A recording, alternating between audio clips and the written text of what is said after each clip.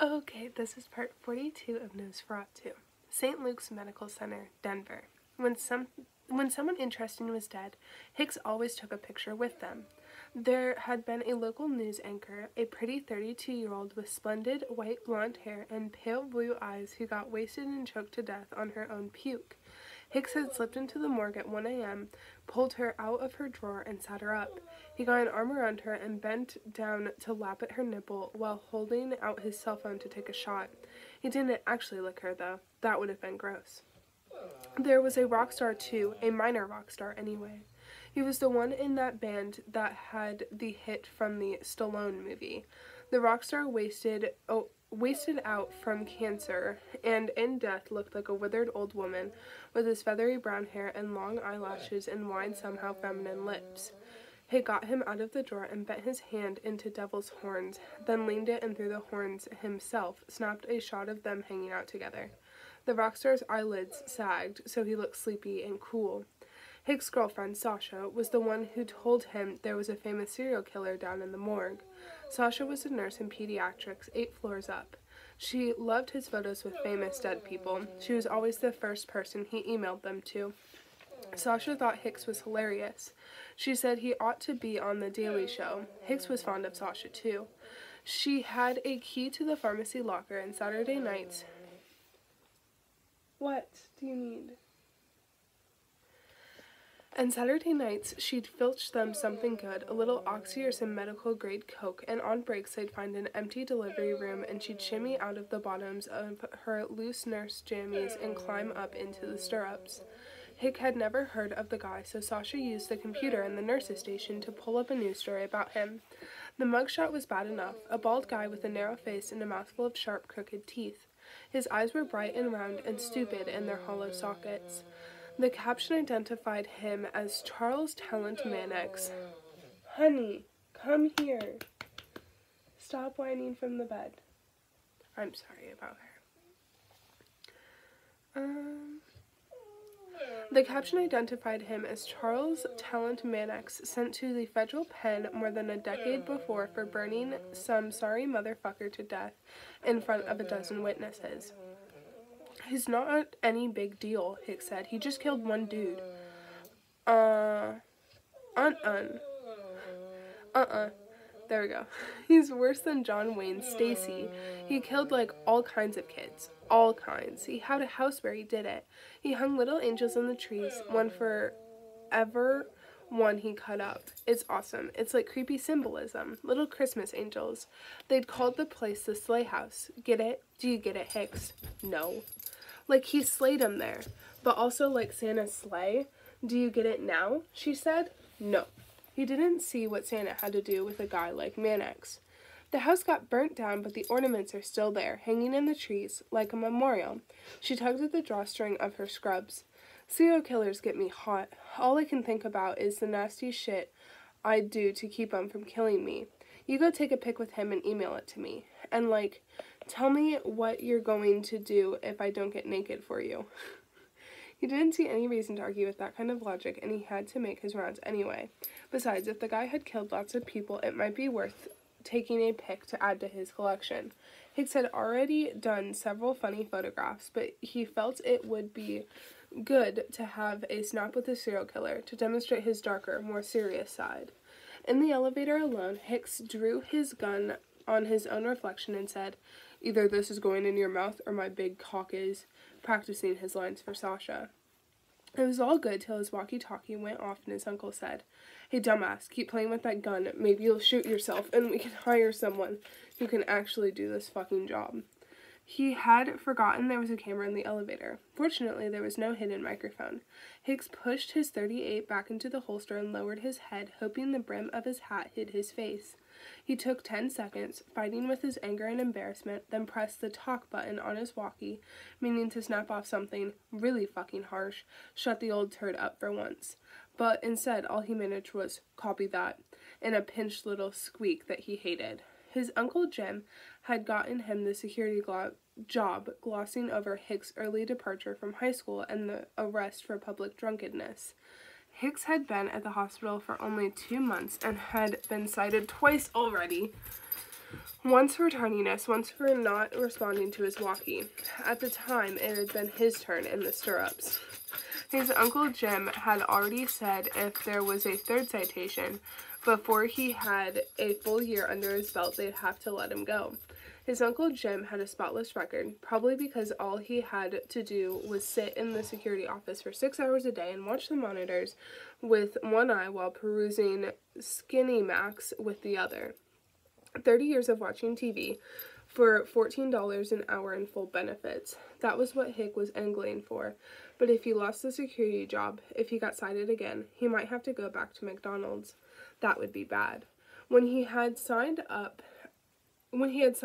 at the hospital, he had given up the glamour job at the drive-thru window, and he loathed the idea of starting from the bottom rung again. Even worse, it would probably be the end of Sasha, and Sasha's key to the pharmacy locker, and all the fun they had taking turns in the stirrups. Sasha liked Hick's uniform. He didn't think she'd feel the same way about a McDonald's get-up. Hicks reached basement level 1 and slouched out.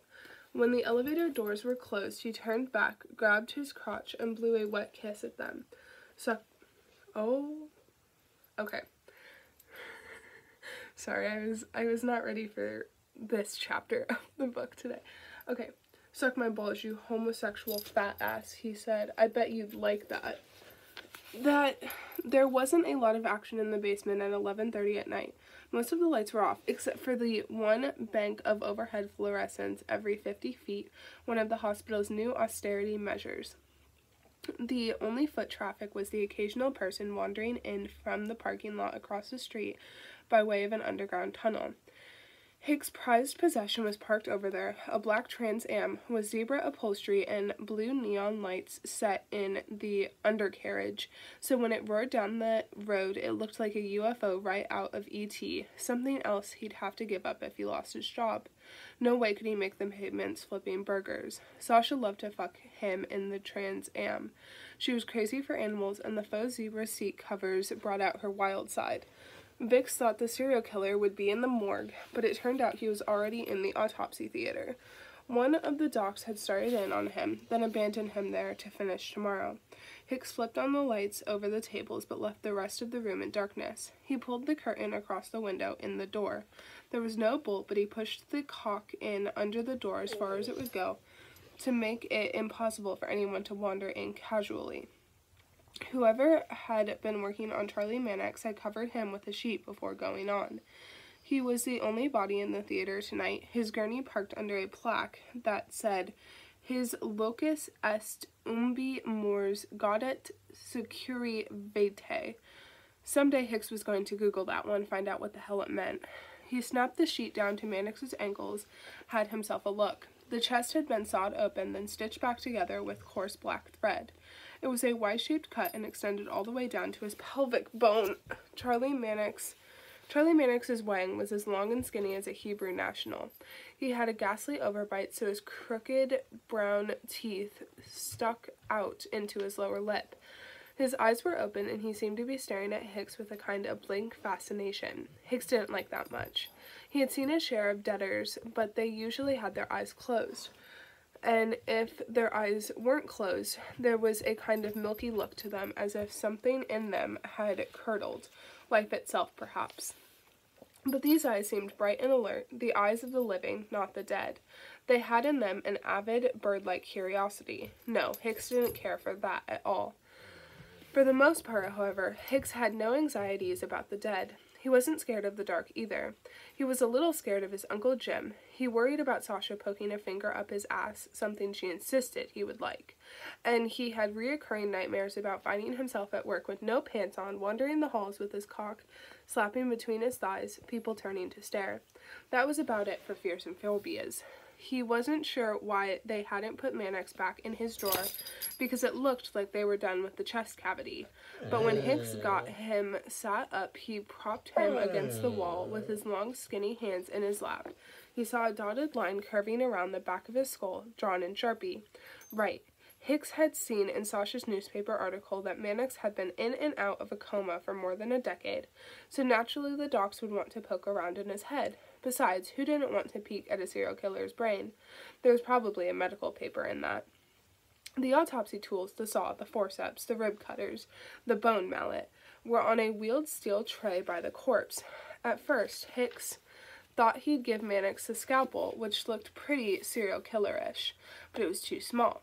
He could tell just by looking at it, it wouldn't show up good in the picture he snapped with his shitty camera phone.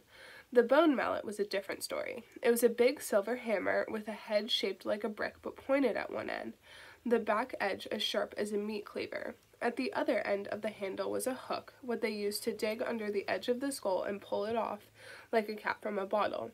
The bone mallet was hardcore. Hicks took a minute to fit it into Mannix's hand. He pulled a face at the side of Mannix's nasty long fingernails, split at the ends and as yellow as the guy's fucking teeth. He looked like that actor from the Alien movie, Lance Henriksen, if someone had shaved Henriksen's head, then smashed him a couple times with the ugly stick. Mannix also had thin, pinkish-white, saggy tits that reminded Hicks horribly of what his own mother had under her bra. Hicks picked out the bone saw for himself and stuck an arm around Mannix's shoulders. Mannix sagged, his big, bald head resting against Hicks' chest. That was all right. Now they looked like drinking buddies who'd had a few. Hicks dug his cell phone from its holster and held it out from his body. He narrowed his eyes, stuck a menacing grimace, and took the shot. He lowered the corpse and glanced at the phone. It wasn't a great picture. Hicks had wanted to look dangerous, but the pained expression on his face suggested that Sasha had finally wiggled her pinky up his ass after all. He was thinking about responding when he heard loud voices right outside the autopsy room's door. For one terrible moment, he thought the first voice belonged to his Uncle Jim. "Oh, that little bastard is in for it. He has no idea." Hicks flung a sheet over the body, his heart going off like someone speed shooting a Glock. Those voices had hitched up right beyond the door, and he was sure they were about to start pushing to come in. He walked halfway to the door to pull out the chalk when he realized he was still holding the bone saw. He set it on the tool cart with a shaking hand. He was already recovering by the time he paced back to the door. A second man was laughing and the first was speaking again. "Have all 4 molars yanked. They'll gas him out with the silvoflurane, and when they smash the teeth he won't feel a thing. But when he wakes up, he's gonna feel like he got fucked in the mouth with a shovel."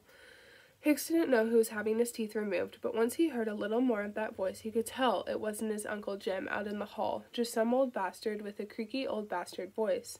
He waited until he heard the 2 men walk away before he bent to pull the chalk free. He counted to 5, then slipped out. Hicks needed a drink of water and to wash his hands. He still felt a little trembly. He took a long, soothing stroll, breathing deeply. When he finally reached the men's room, he didn't just need a drink, he needed to unload his bowels. Hicks took the handicapped stall for the extra leg room. While he was parked there dropping bombs, he emailed Sasha the photo of him and Mannix together and wrote, "Bend over and drop your panties. Daddy is coming with the saw if you don't do what I say, you crazy bitch. Wait for me in the room of punishment." But by the time he was leaning over the sink, slurping noisily at the water, Hicks had begun to have worrisome thoughts. He had been so rattled by the sound of voices in the hallway that he could not remember if he had left the body the way he'd found it. Worse, he had a terrible idea he'd left the bone mallet in Charlie Mannix's hand. If it was found there in the morning, some smart-ass doc would probably want to know why, and it was a safe bet that Uncle Jim would grill the entire staff. Hicks didn't know if he could handle that kind of pressure. "What do you want?" He decided to wander back to the autopsy theater and make sure he had cleaned up properly. He paused outside the door to peek through the window, only to discover he had left the curtains drawn. There was one thing to fix there, right there. Hicks eased the door in and frowned. In his haste to get out of the autopsy theater, he had switched all the lights off, not just the lights over the gurneys, but also the safety lights that were always on in the corners of the room and over the desk. The room smelled of iodine and benzaldehyde. Hicks let the door sigh shut behind him and stood there in the darkness. He was running his hand across the tiled wall, feeling for the light switches, when he heard the squeak of a wheel in the dark and the gentle clink of metal on metal. Hicks caught himself and listened and in the next moment felt someone rushing against the room at him. It was not a sound or anything he could see. It was something he felt on his skin and a sense in his eardrums like a change in pressure. His stomach went watery and sick. He had reached out with his right hand for the light switch. Now he dropped the hand, feeling for the .38. He had it part way out when he heard something whistling at him in the darkness, and he was struck in the stomach with what felt like an aluminum baseball bat. He doubled over with a woofing sound. The gun sank back into the holster. The club went away and came back. It caught Hicks in the left side of his head above his ear, spun him on his heel, and dropped him. He fell straight back out a plane and down through the frozen night sky, falling and trying as hard as he could to scream. He made not a sound. All the air in his lungs pounded right out of him. When Ernest Hicks opened his eyes, there was a man bent over him, smiling shyly. Hicks opened his mouth to ask what had happened, and then the pain flooded into his head, and he turned his face and puked all over the guy's black loafers. His stomach pumped up his dinner, General Tso's chicken, in a pungent rush. "I'm so sorry, man," Hicks said when he was done eating. "It's okay, son," the doctor said. "Don't try to stand. We're going to take you up to the ER. You've suffered a concussion. I want to make sure you don't have a skull fracture." But it was coming back to Hicks. What had happened? The man in the dark hitting him with a metal bludgeon. "What the fuck?" he cried. "What the fuck? Is my gun? Anyone see my gun?" The doc, his tag said Soffer, put a hand on Hicks' chest to prevent him from sitting up. "I think that one's gone, son," said Soffer. "Don't try and get up, Ernie," said Sasha, standing there 3 feet away and staring at him with a look of something approximating horror on her face. There was a couple of other nurses standing with her, all of them looking pale and strained. "Oh God, oh my God, they stole my .38. Did they grab anything else?" "Just your pants," said Soffer. "Just my what? Fucking what?" Hicks twisted his head to look, and he saw he was bare naked from the waist down, his cock out for the doc and Sasha and the other nurses to look at. Hicks thought he might vomit again. It was like the bad dream he got sometimes, the one about showing up at work with no pants on, everyone staring at him. He had the sudden, wrenching idea that the sick fuck who had ripped his pants off had maybe poked a finger up his asshole like Sasha was always threatening to do. "Did he touch me? Did he fucking touch me?" "We don't know," the doctor said. "Probably not. He probably just didn't want you to get up and chase him and figured you wouldn't run after him if you were naked. It's very possible he only took your gun because it was in your holster on your belt." Although the guy hadn't taken his shirt, he had grabbed Hicks' windbreaker, but not his shirt. Hicks began to cry. He farted, a wet, whistling blat. He had never felt so miserable. Oh my God, what the fuck is wrong with people?" Hicks cried. Dr. Soffer shook his head. Who knows what the guy was thinking? Maybe he was hopped up on something. Maybe he's just some sick creep who wanted a one-of-a-kind trophy. Let the cops worry about that. I just want to focus on you. "Trophy?" Hicks cried, imagining his pants hung up on a wall in a picture frame. "Yeah, I guess," Doc Soffer said, glancing over his shoulder across the room. "Only reason I can think why someone would want to come in here and steal the body of a famous serial killer." Hicks turned his head. A gong went off in his brain and filled his skull with dark reverberations, and saw that the gurney had been rolled halfway across the room and that someone had yanked the dead body right off it. He moaned again and shut his eyes. He heard the rapid clip-clop of boot heels coming down the hallway and thought he recognized the goose-stepping gait of his Uncle Jim on the march out from behind his desk and not happy about it. There was no logical reason to fear the man. Hicks was the victim here. He had been assaulted, for Christ's sake. But alone and miserable in his only refuge, the dark... My God, what are you doing? Oh my God, hold on. What are you doing? But alone and miserable in his only refuge, the dark behind his eyelids, he felt that logic didn't enter into it. His Uncle Jim was coming, and a third citation was coming with him, was about to fall like a silver hammer. Hicks had literally been caught with his pants down, and he saw already that at least in one sense he was never going to be stepping into the security pants again. It was all lost, had been taken away in a moment, in the shadows of the autopsy room. The good job, the good days of Sasha and stirrups and treats from the pharmacy locker, and funny photos with dead bodies. Even his Trans Am with the zebra upholstery was gone, although no one would know it for hours. The sick fuck who'd clubbed him senseless had helped himself to the keys and driven away in it. Gone. Everything. All of it. Gone off with dead old Charlie Mannix and never coming back again.